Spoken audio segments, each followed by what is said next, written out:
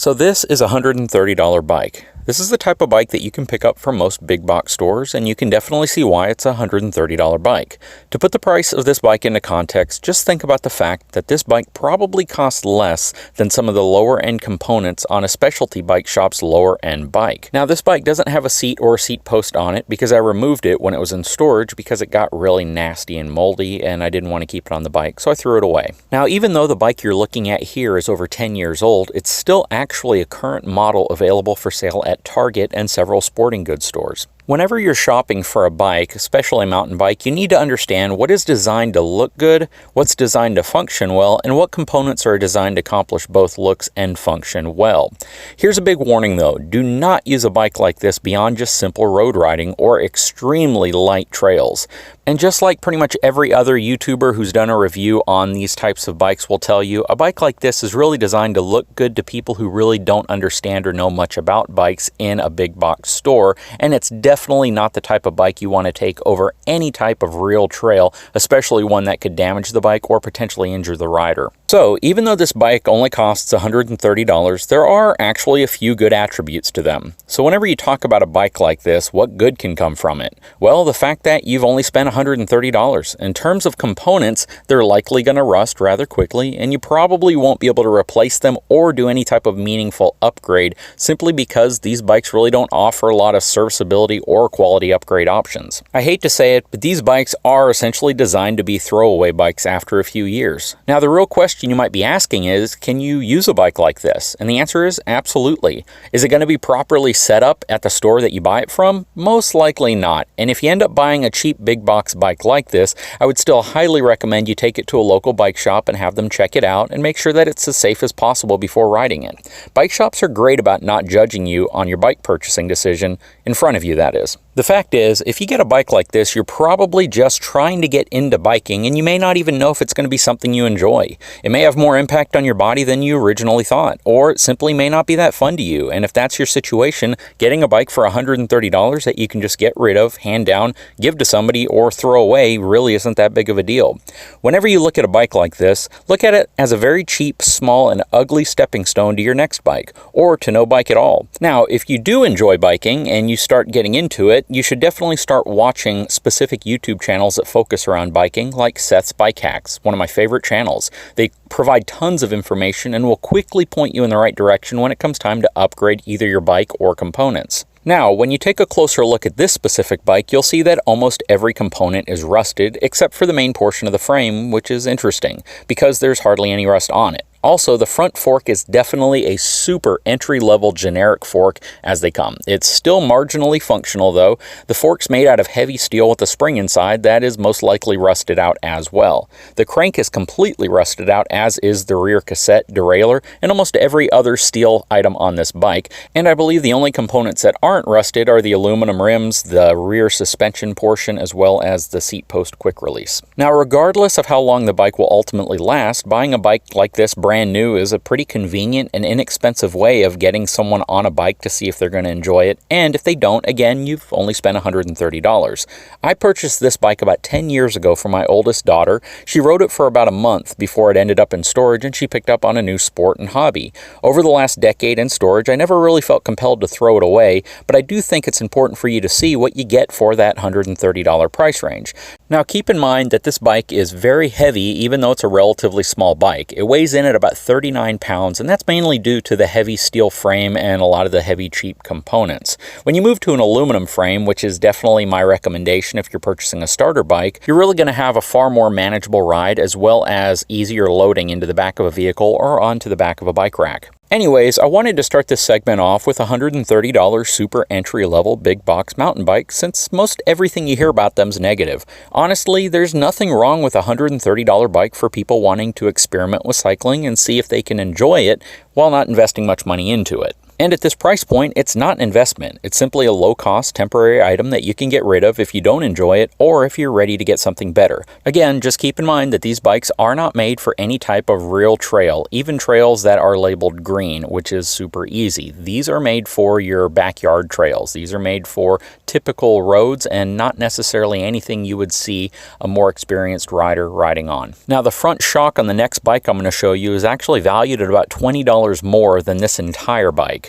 Now we're moving on to a big step up. This is actually a pretty tremendous step up. This specific bike right here has a lot of really great attributes to it. It's a Giant Talon 3. Now this would definitely be in the entry level of a professional bike shop's offering when it comes to mountain or trail bikes. What makes this bike really special is that there's a lot of features about this bike that you simply can't get on any bike for under $200. First of all, you're going to have a pretty lightweight aluminum frame. Most of your aluminum frames that come on bikes between about $150 to $200 are actually relatively heavy. When you look at these reputable brands like Giant, Trek, Specialized, especially considering these bikes are going to cost about $650 to $700. Now you can get bikes in the $500 range all the way up to about $700 that kind of qualify as this entry-level mountain trail bike, and they're all going to have a lot of similar components. Where a $650 bike is going to differ from, say, a $500 bike is generally on a $500 bike, you're going to have mechanical brakes, which is essentially a cable that goes through to pull the brake closed and open. On a bike like this, you're going to have hydraulic disc brakes, which uses mineral oil or hydraulic fluid to actually close and open the brakes. You're also going to have a slightly better shifting system. So your shifters really do matter because they dictate how the bike smoothly transitions from one gear to another gear and how reliably that happens. Now, on any bike under $1,000, you're likely to have relatively entry-level model derailleurs, front and rear, and you're not likely to have components that, in my opinion, would hold up to extremely harsh trail use. But the nice thing about a bike like this, and what you should focus on if you're looking at a bike between the $400 and $700 price range, is the fact that it gets you into a quality bike that can be upgraded. So you have a lot of upgrade options. They're all generally going to be set up in a way that allows you to upgrade the front fork whenever you're ready, to upgrade your crankset whenever you're ready, to upgrade your brakes, to upgrade your stem, your handlebar, your seat post. Almost everything on a bike like this can be upgraded. And I've actually had a lot of fun in the past where I'd purchase a bike that was relatively inexpensive. I'd over time strip everything off of it and just customize the heck out of it with the components that I preferred. In terms of drivetrain, you're generally going to see a Shimano drivetrain, possibly an entry-level SRAM, and you're going to see components like the Shimano Acera or the Shimano Atlas in terms of your derailleurs and shifters. These are what are considered to be very entry-level on the more professional side of these bikes. What I mean by that is there are shifters that are made by Shimano and made by SRAM, but are put on very, very inexpensive bikes. And it's a pretty much throwaway item or a junk item. At least on a bike like this, they're designed to be set up in a way that makes the bike pretty easy to ride. And I would argue to say that even with this relatively entry-level setup, this bike rides very smooth, it's very composed, and it shifts very smoothly. Now, the controversy of a kickstand is generally determined by where you're going to ride your bike and your riding style. If you're pretty much riding on flat trails that are smooth, a kickstand's not really a problem, and for most people who have one, they really enjoy it. Whereas all of us who don't have one generally have to find a tree to prop our bike on. Some really nice features that come stock on a bike at this price range is the fact that, again, hydraulic disc brakes. It has pretty nice tires. It has Maxxis tires. The tire and rim are tubeless compatible, which mean I can set this tire and rim up so there's no inner tube. What's the purpose of not having an inner tube? The fact that if I'm using sealant inside of the tire itself and I don't have a tube, if I get a puncture in the tire, it's going to seal itself up, as opposed to me having to tear the tire off and replace the tube. Something else that's really nice is even though this has a relatively cheap fork on it, it does have a lockout. A lockout's great if you want a multi-purpose bike, a bike that you can use on the street or a bike that you can use on the trail, because once you lock that fork out, it pretty much prevents the fork from moving, which is ideal if you're going to be riding on hard surface that is relatively flat. If you're going to go over the chunky stuff, you're going to want to open that up. What's also nice on a bike at this price point is that the rear hanger is replaceable, which means if you damage, bend, or break it, you can simply put a new one on. That's generally something you're not going to see on an extremely low-end Walmart Target priced bike.